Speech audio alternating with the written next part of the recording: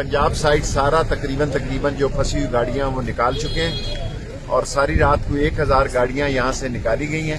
اب ادھر گلڈنہ کی طرف اور باڑیاں کی طرف مسئلہ ہے. وہاں مشینری منگوا لی گئی ہے اور وہ مشینری پہنچ رہی ہے اور گلڈنہ اور باڑیاں جب کلیئر ہو گیا تو یہ کلیئر ہو جائے گا.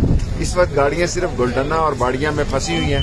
باقی یہ روڈ کافی حد تک 70-80% ہم نے روڈ کلیئر ہے اور پیدل لوگوں کو بھی روک دیا اور پنڈی سے آنے والی مری کی طرف جانے والی گاڑیاں بھی روک دی ہیں تاکہ پہلے اوپر کا رش جو ہے ہم وہ نیچے لے جا سکیں. چیف منسٹر صاحب نے کال کی ہے. سارے ریسٹ ہاؤسز بھی یہاں سرکاری کھول دیے گئے ہیں.